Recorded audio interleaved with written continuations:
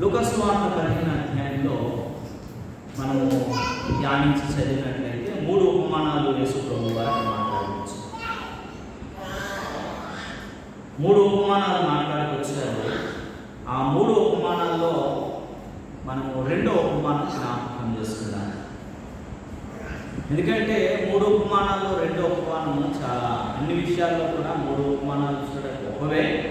అయినప్పటికీ మరి 2వ ఉపమానాన్ని మనం ఒకసారి ఇంతకుముందు మనం మొదటి ఉపమానం మాట్లాడుకున్నాం. 2వ ఉపమానాన్ని మారు తెరచినట్లయితే కొద్ది నిమిషాలు చూస్తున్నాం. బిడ్డరా, 2వ ఉపమానంలో అక్కడ రాయబడి ఉన్నటువంటి సంగతులు మనం ఆలోచిస్తే చాలా చక్కగా దేవుడు ఆ మాటలు మాట్లాడాడు. మొదటి ఉపమానం ఏంటి అనేది మనం ఒకసారి జ్ఞాపకం చేసుకుంటే, దేవుడు దేని కొరకు చెప్పుకొచ్చాడంటే మొదటి ఉపమానంలో ఏం చెప్పాడమ్మా? చాలు, దాన్ని మనం జస్ట్ గొర్రె కోసం మాట్లాడాడు. 100 గొర్రెలు ఉంటే ఒకదాన్ని, 99 విడిచిపెట్టి ఒకదాన్ని అతకడానికి మాట్లాడుకొచ్చాడు. 2వ ఉపమానంకి వచ్చేసరికి ఏం మాట్లాడాడంటే నాణ్యం కొరకు మాట్లాడాడు. 3వ ఉపమానంకి వచ్చేసరికి ఏం మాట్లాడాడంటే తప్పిపోయిన కుమారుడు కొరకు మాట్లాడాడు. 3 విషయాలు కూడా తప్పిపోయిన దాని కొరకే మాట్లాడాడు. మొదటి విషయంలో మనము జస్ట్ బ్రీఫ్గా మాట్లాడితే 99ని విడిచిపెట్టి ఒకదాని కొరకే వెళ్ళినట్లుగా చూడగలుగుతా ఉన్నాము ఆ యొక్క అధ్యాయంలో మొదటి భాగం. ఎందుకనంటే 99 కంటే చెడిపోయిన దానికి ఎక్కువ ప్రయారిటీ ఇచ్చాడు దేవుడు. నశించిన దానిని వెతికి రక్షించుటకు క్రీస్తు యేసు లోకానికి వచ్చాడు. ప్రతిదీ నశించిన దాని మీదే ఎక్కువ ఫోకస్ చేశాడు ప్రభువు. మనం ఏం చేస్తామనంటే మన ఆలోచన ఎట్లా ఉంటుందంటే ఆ చెడిపోయిన దాన్ని పక్కన పడేసి మంచి దాని మీద ఎక్కువ దృష్టి పెడతాం. దేవుడు ఆలోచన ఎట్లా ఉంటుందంటే చెడిపోయింది బాగు చేయాలి, మంచి దాని కొరకు కాదనంటే ఎప్పుడు ప్రభువుది ఎప్పుడు కూడా రివర్స్లోనే పనిచేస్తూ ఉంటుంది. ఇంకొక మాట అన్నాడు కదా, ఆరోగ్యవంతుడికి వైద్యుడు అక్కర్లేదు, అనారోగ్యవంతుడికి కావాలి. కనుక ఆరోగ్యవంతుడిని బాగు చేయడం ఎవరైనా చేస్తారు, కానీ బాగులేనటువంటి వ్యక్తిని బాగు చేసి సరైనటువంటి స్థితిలో ఉంచడమే గొప్పతనం. అది ప్రభు మనకి ప్రతి విషయంలో కూడా బైబిల్ గ్రంథం అంతా ఆయన బోధనలో నేర్పించే ఉద్దేశాలు అది. కనుక ఈ యొక్క సమయం ముందు మనం ఆలోచిస్తే ఈ తగ్గిపోయినటువంటి గొర్రె ఒక్కదాని వరకు 99ని విడిచిపెట్టాడు. అంటే ఎంత ప్రేమించాడంటే ఒక్కదాన్ని 99 కంటే చెడిపోయిన దాన్ని, తగ్గిపోయిన దాన్ని ఎక్కువ ప్రయారిటీ ఇచ్చుకొచ్చాడు. 2వ ఉపమానంలో ఏం మాట్లాడాడంటే ఒక స్త్రీకి 10 నాణ్యాలు ఉంటున్నప్పుడు ఆ 10 నాణ్యాల్లో ఒక నాణ్యం పోతే ఆమె చక్కగా ఇల్లు ఊడ్చి సమస్తాన్ని అంతటి దీపం వెలిగించి తుడిచి ఆ దొరికేంత వరకు వెతకదాన్ని మాట్లాడతాడు. పిల్లరా, అసలు ఎందుకు ఈ యొక్క నాణ్యం ఏంటి, ఈ 10 నాణ్యాలు ఎక్కడ ఇచ్చారు, అసలు ఏంటి అని మనం ఆలోచిస్తే హిస్టరీ అంతా చదివితే వారు ఒక యవ్వన దశలోకి వచ్చినప్పుడు, ఇప్పుడు మనం కూడా ఇక్కడ చాలామంది రజస్వల కార్యక్రమాలు చేస్తాం. అంటే బాల్యం నుంచి మా పాప ఎక్కడికి వచ్చింది, యవ్వన దశలోకి వచ్చిందని.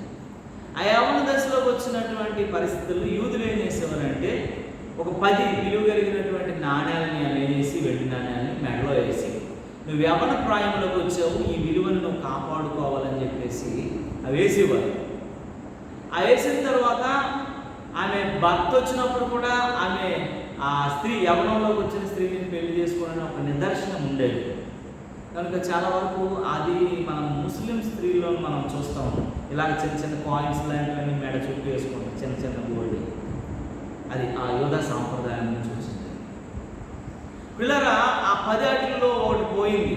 అంటే ఆమె భయపడిపోయింది. ఏంటంటే నేను భారీగా లేకపోతే కుటుంబ విలువలు కాపాడగలిగిన వ్యక్తిగా నన్ను సత్కరించినటువంటి సత్కారంలో ఒకటి నేను పోగొట్టుకున్నాను, కాబట్టి దీన్ని నేను మళ్ళీ కాపాడుకొని నా భర్త వచ్చేసరికో, లేకపోతే నా తండ్రి వచ్చేసరికో, నా కుటుంబం పెద్ద వచ్చేసరికో, నన్ను గౌరవించగలిగిన వ్యక్తి వచ్చేసరికి నేను దానిని ప్రజెంట్ చేయగలగాలి, చూపించగలగాలనేటువంటి ఉద్దేశాన్ని అక్కడ వ్రాయబడి ఉంది. మనం ఆలోచించాలి. దేవునికి స్తోత్రము కలుగునుగా.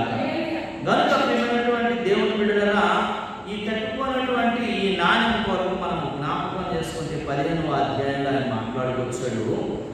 ఈ యొక్క నాణ్యము అంటే మనం కూడా చాలాసార్లు మనం పోగొట్టుకునేవి చాలా ఉన్నాయి. ఆమె 10 వాటిల్లో కొన్ని పోగొట్టుకుంది, ఒకటి పోగొట్టుకుంది. కానీ మనం కూడా పోగొట్టుకునేవి చాలా ఉన్నాయని దేవుని వాక్యము జ్ఞాపకం చేస్తూ ఉంది. ప్రియుల ఒకసారి చదవండి ఆ మాటలు, కొద్ది నిమిషాలు మనం జ్ఞాపకం చేసుకుందాము. 8వ వచనం నుండి చదవమా. ఏ స్త్రీకైనాను 10 వెండి నాణెములు ఉండగా వాటిలో ఒక నాణెం పోగొట్టుకుంటే ఆమె దీపము వెలిగించి ఇల్లు ఊడ్చి అది దొరికేంత వరకు జాగ్రత్తగా వెలుగుదా.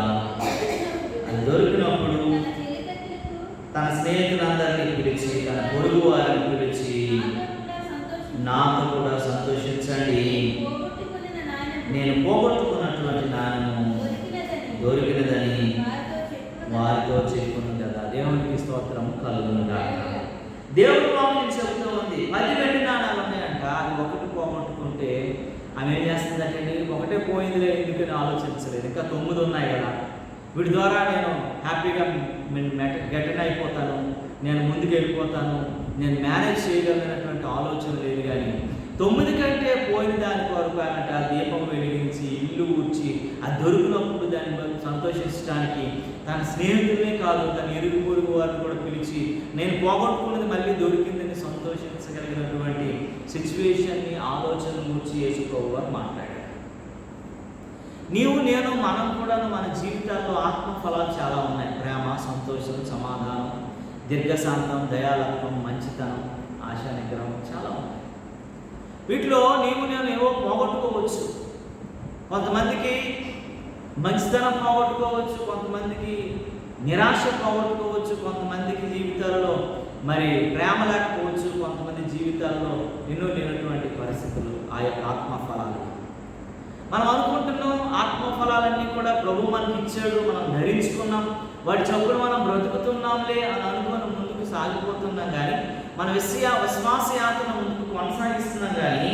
కానీ దేవుని వాక్యం చెబుతుంది, నువ్వు ఎక్కడో ఒక దగ్గర పోగొట్టుకున్నావు, తప్పిపోయావు, దాన్ని మళ్ళీ నువ్వు రెక్టిఫై చేసుకోకపోతే నువ్వు పరిపూర్ణమైనటువంటి విశ్వాస జీవితంలో నువ్వు ఉండవు, ప్రభువుకు మళ్ళీ నువ్వు లెక్క అప్పగించలేనటువంటి పరిస్థితుల్లోకి వెళ్ళిపోతావని ప్రభువు మాట్లాడుతూ ఉన్నాడు. ఈ విషయాన్ని ముందుగానే మాట్లాడుతున్నాడు.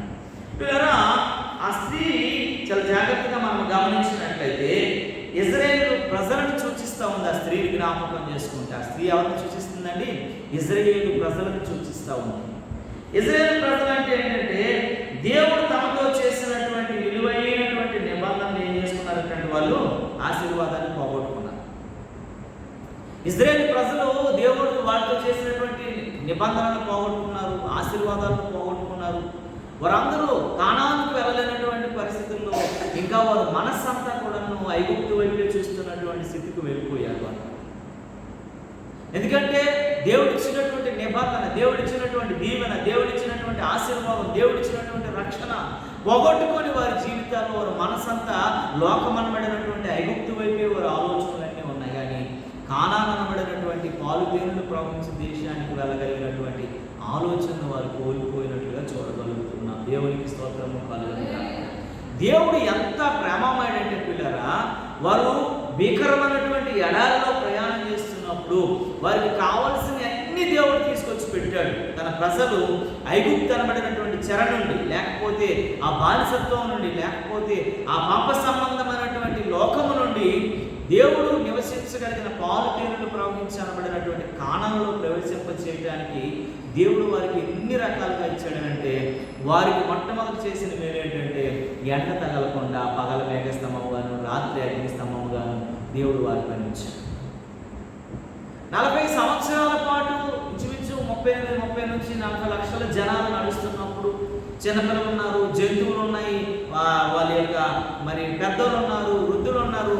వాళ్ళంట చెప్పులు అరిగిపోలేదు, బట్టలు ఏంటంటే మాసిపోలేనటువంటి అంత కృపను, కంఫర్ట్ని దేవుడు అది అనుగ్రహించాడు.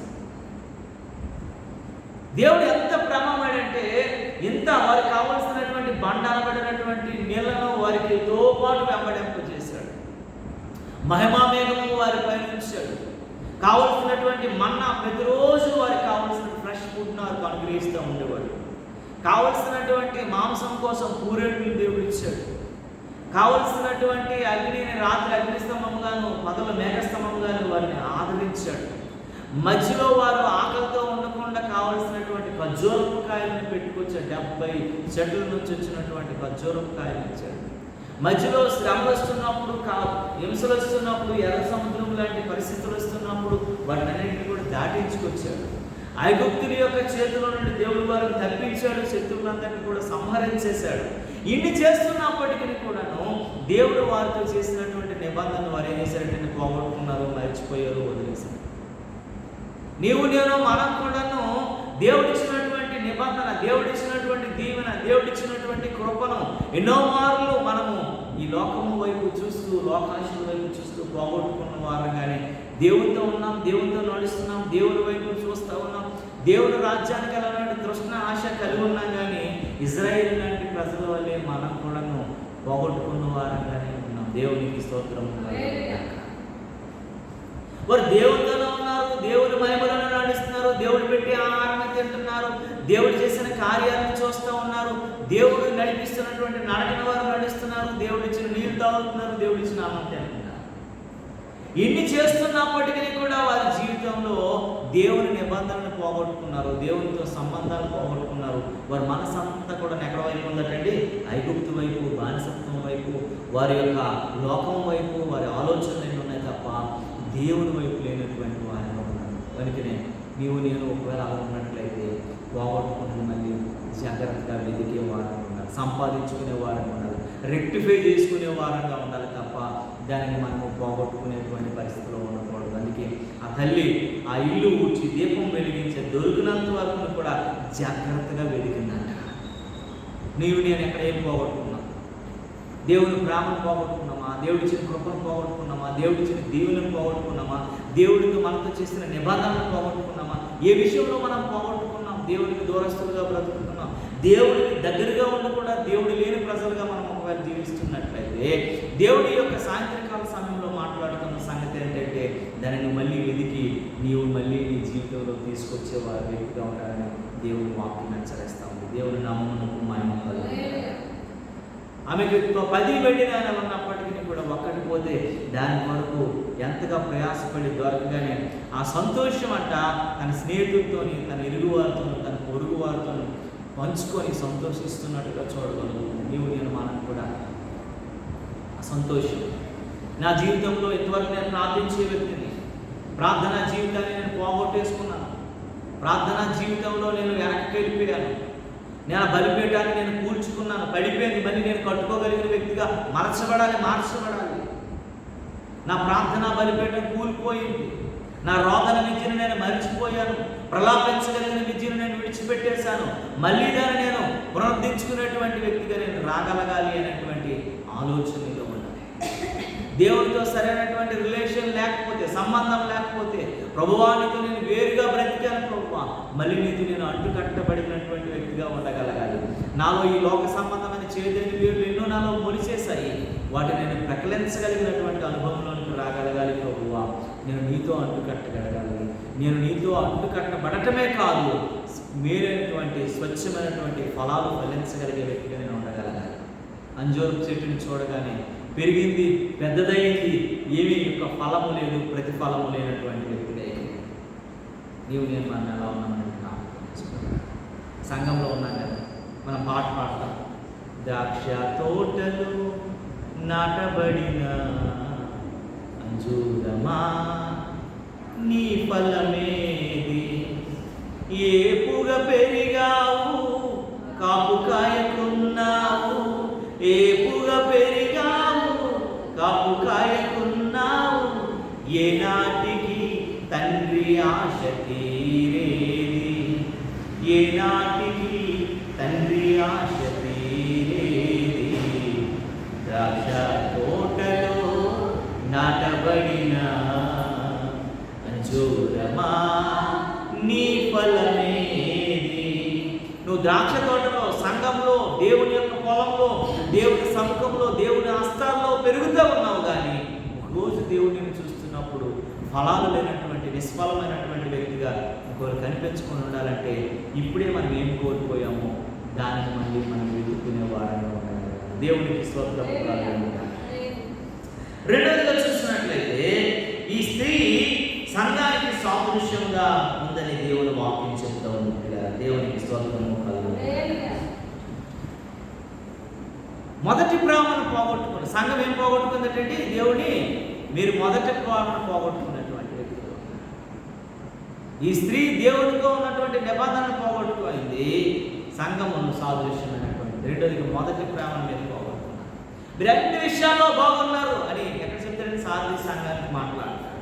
మీరు అన్ని విషయాల్లో బాగున్నారు కానీ మీరు మొదటి ప్రేమను ఏం చేసుకున్నారటండి? మొదటి ప్రేమను నేను ఒకవేళ పోగొట్టుకున్నటువంటి పరిస్థితి ఉన్నారు. దేవునితో క్లోజ్ టు గాడ్, దగ్గరికి దేవునితో ఉన్నటువంటి మనం, ఆయన నీతి రైచియస్నెస్ విత్ గాడ్, దేవుని నీతిని వెతికి ఆయన కృపను పొందుకోగలిగిన మనము ఈరోజు కొంచెం దూరం అయ్యాము, ఎడబాటు కలిగి ఉన్నామేమో జ్ఞాపకం చేసుకోగలరు. యేసు ప్రభు వారు అంటారు కదా శిలువ దగ్గరికి వచ్చేసరికి, నీతో నేను ఎడబాటుగా ఉండటం నాకు చాలా బాధకరంగా ఉందని. ప్రభా నీ చిత్తమైతే గిరినా నుండి ఏం చేయమంటాడు? తొలగించే ప్రభా, నీతో ఎడబాటు కలిగి నేను ఉండలేకపోతున్నాను, దూరంగా ఉండలేకపోతున్నాను.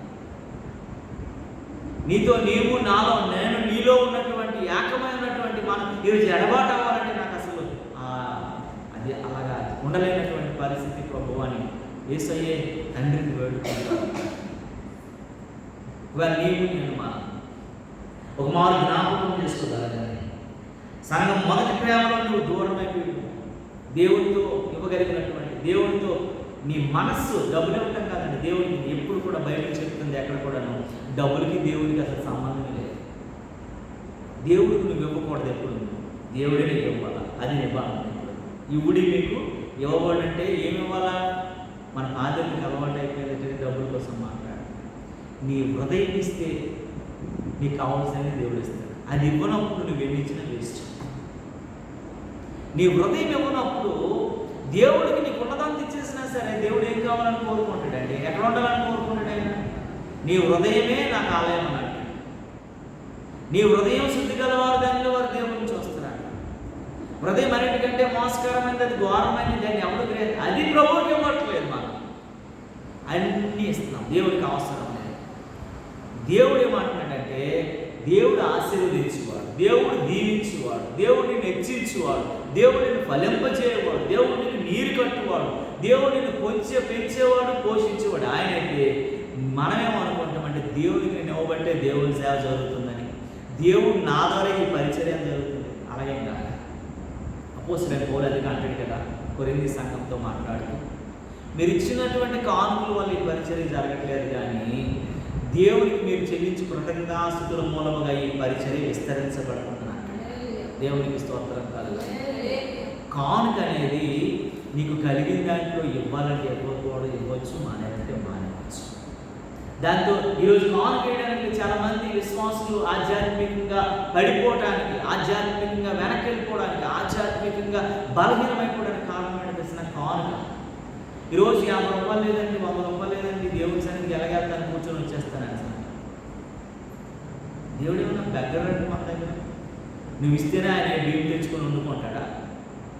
నేను ఇస్తేనే ఆయన ఏమైనా కూరగాయలు తెచ్చుకొని వండుకుంటాడా? దేవుడు మనల్ని ఇచ్చేవాడు, పోషించేవాడు.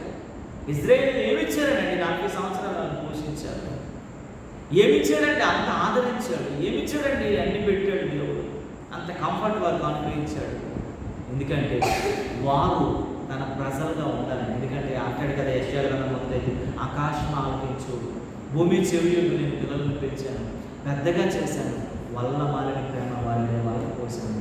ఎద్దుకుంది, గాడిదకుంది, నా ప్రజలకు తెలియలేదు, వారు నా వైపు తిరగట్లేదు. కాబట్టి ఈరోజు పచ్చి పుండ్లు, గాయాలు, స్వస్థత కొంచెమైనా వారికి లేదు. ఎందుకనంటే వారు అన్నారు. ఈరోజు మనం అవన్నీ అనుభవిస్తున్నాం. పచ్చిపుండ్లు, గాయాలంటే శ్రమలు, శోధనలు, ఇరుకులు, ఇబ్బందులు, కష్టాలు, ఎందుకంటే చెప్పుకోలేనటువంటి ఆ బాధలు, వివరించలేనటువంటి మానసిక క్షోభ ఎంత మనలో ఉంటుంది. కారణం ఏంటో తెలుసా?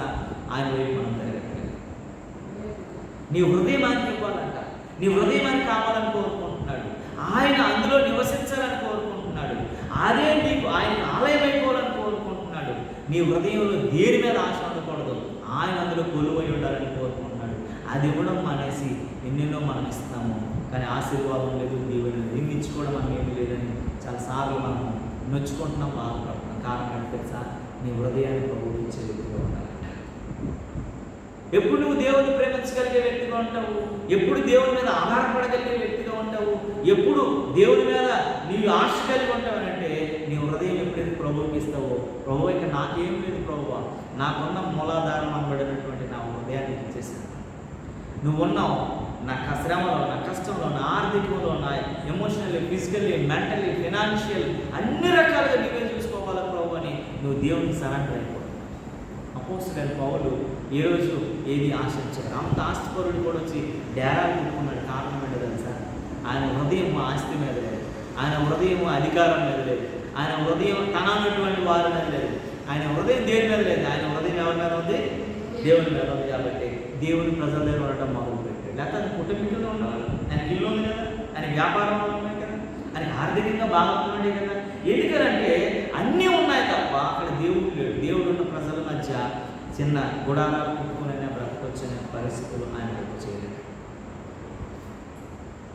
కనుక నీవు నేను మనము దేవుడికి మొదటి ప్రేమ అంటే ఏంటంటే నీవు ఇవ్వటం కాదు, ప్రభువు నీ హృదయంలో చేర్చుకోవాలి, ఆయన హృదయంలో నివసించగలగాలి, నీ హృదయ గదిలో ఆయనకి చోటు ఇవ్వగలగాలి, నీ ఇంట్లో ఆయనకి చోటు ఇవ్వగలగాలి, నీ కుటుంబంలో రక్షణను కూర్చిన ఉత్సాహ సునాదం ప్రతిరోజు వినిపించగలగాలి, నీ యొక్క ప్రార్థన ప్రభు సముఖంలో ఎప్పుడు కూడా నువ్వు విజ్ఞాపన చేయగలగాలి, నీ మొర ఆలకించగలగాలి.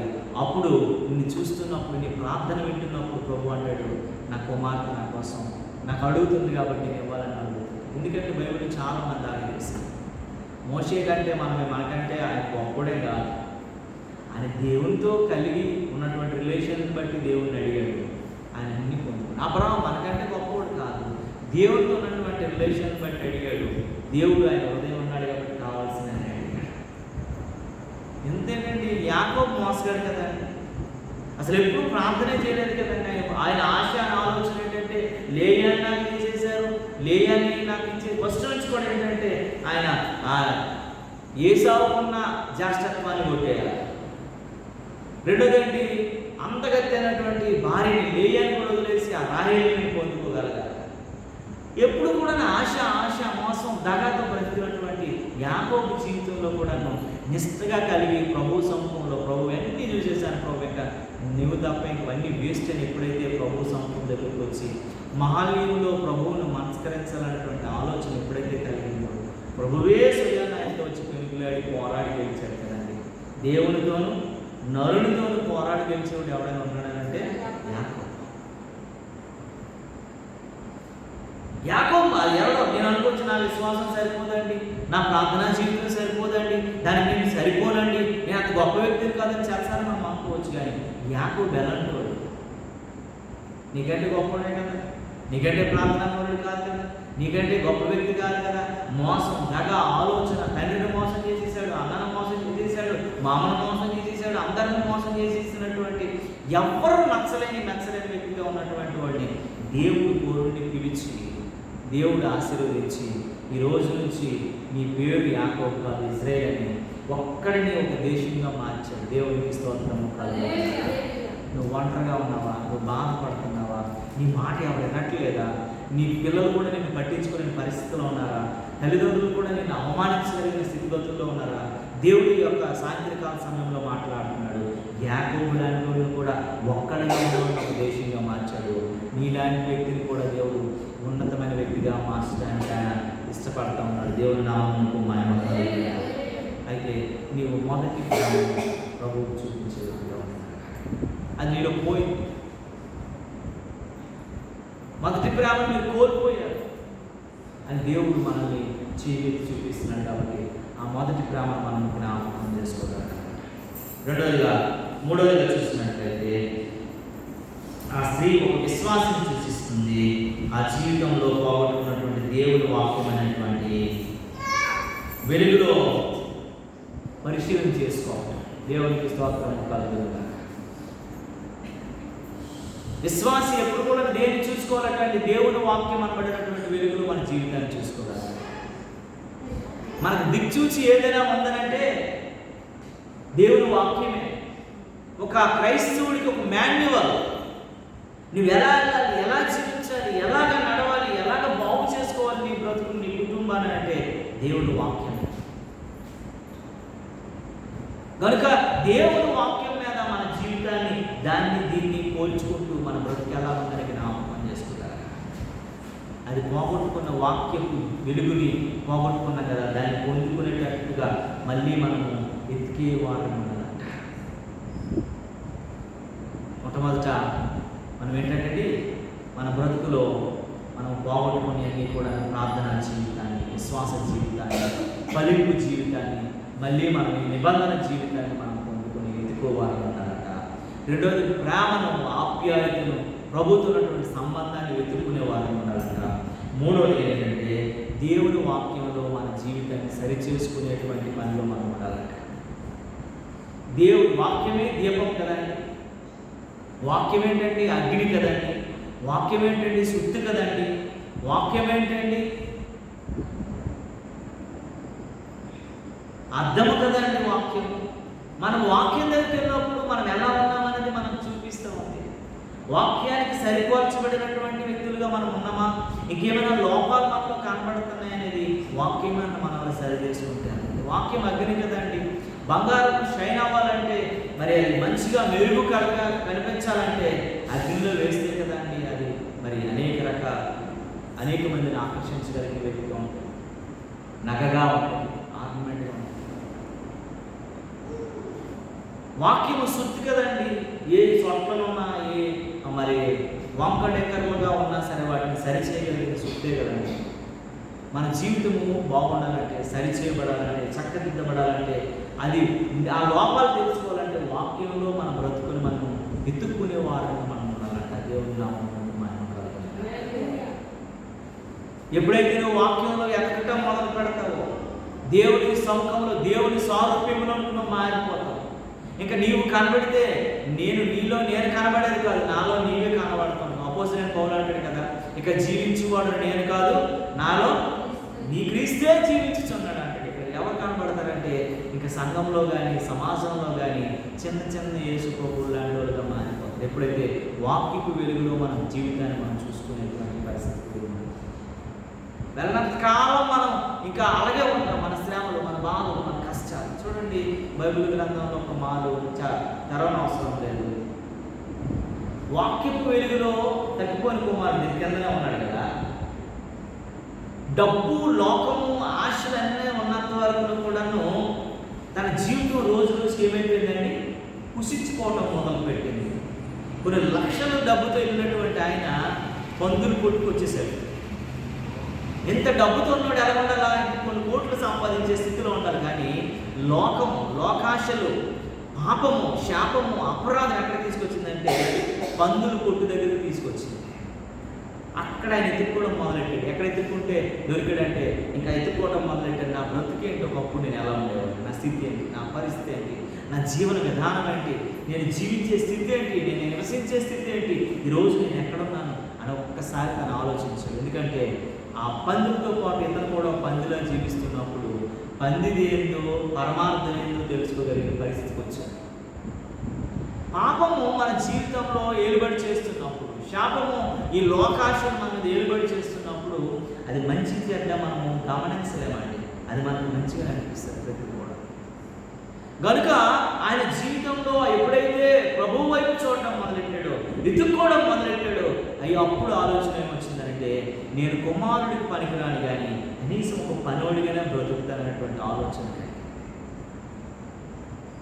మనకు కూడా విశ్వాస జీవితంలో వాక్యపు వెలుగులో మన బ్రతుకును చూసుకుంటున్నప్పుడు మనం చాలాసార్లు ఒకప్పుడు దేవుడితో మంచిగా ఉన్నటువంటి మనం, సరిగా నడుస్తున్న మనం, ఆయన చేపట్టుకుని నడుస్తున్న మనము, మనకున్నటువంటి పరిస్థితులను బట్టి మనం వెనకంజలోకి వెళ్తున్నప్పుడు వాక్యపు వెలుగులో మనం సరి చేసుకోవటం మొదలెడితే దేవుడు నిన్ను కూడా ఆయన కరములు చాచి పిలిచి ఆయన రాజ్య వారసుడిగా నిన్ను కూడా ఆయన హత్తుకోవాలని, ఆయన చేర్చుకోవాలని ఆశపడతాం. దేవునికి స్తోత్రము కలుగుతుంది. నీవు నేను మనం ఎలా ఉన్నామనేది కొన్ని నిమిషాలు ఆలోచించాలి. మనం ఎలా ఉన్నాం, మన స్థితి ఏంటి, మన పరిస్థితి ఏంటి, మన జీవన విధానం ఏంటి, మన జీవన శైలి ఏంటి. ఒక్క నాణ్యం పోతే ఆయన ఎంత జాగ్రత్తగా వెతికిందో, అది దొరకగానే ఆమె సంతోషం ఎలా ఉందో, ఆమె సంతోషించడమే కాదు, తన స్నేహితులందరికీ చెప్పేసింది కదా, తన ఇరుగు పొరుగు వారు కూడా చెప్పేసింది కదా, నేను పోగొట్టుకున్నది మళ్ళీ నేను సంపాదించుకోగలిగినటువంటి ఆనందం వ్యక్తపరిచింది కదా. మన జీవితంలో కూడా మనం ఎన్నో పోగొట్టుకున్నాం. ప్రార్థన బలిపీఠాలు కూలగొట్టేసుకున్నాం, రోదన విద్యను మనం మర్చిపోయాం, మానేసాం, దేవుడితో ఉన్నటువంటి సంబంధాలను తెంపుకున్నాం, దేవుడితో దూరం అయిపోతున్నటువంటి పరిస్థితులకు వెళ్ళిపోతూ ఉన్నాం. మనం బైబిల్ పట్టుకొని బ్రతుకుతున్నాం కానీ ప్రభువు దూరస్తులంగా ఉన్నామనే ఆలోచన మనకి ఇప్పుడు దేవుడి మనకి జ్ఞాపకం చేసుకుంటాం. రెండవదిగా మన జీవితంలో నేను మనం దేవుడి నుంచి అన్నీ పొందుకుంటున్నాం, అన్నీ అనుభవిస్తున్నాము, అన్నీ మన జీవితాల్లో మనం సరి చూస్తున్నాం, కానీ ఆ మొదటి ప్రేమ, ఆ ఆప్యాయతలు, అనురాగాలు మనలో లేవు. దేవుడు ప్రేమించే ప్రేమను, ఆయనకున్న రిలేషన్ని పోగొట్టుకున్న పరిస్థితిలోకి వచ్చేసాను.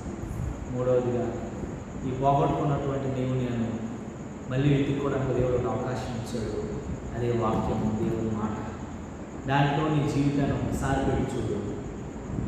ఏం పోగొట్టుకున్నావు, ఏం కోల్పోయావు, ఏం సరి చేసుకోవాలి, ఏం చక్కదిద్దుకుంటే మళ్ళీ నీ బ్రతుకు బాగుంటుంది, మళ్ళీ దేవుడితో చేయబట్టుకుని నడవగలగడానికి కావాల్సిన అనుభూతి, ఆనందాన్ని దేవుడు ఇవ్వాలని ఆశపడుతున్నాడు. చెల్లమ్మ, అన్న, తమ్ముడు, ఒకసారి ఎలా ఉన్నాం ఆలోచిద్దాం, ప్రార్థన చేసుకున్నాం.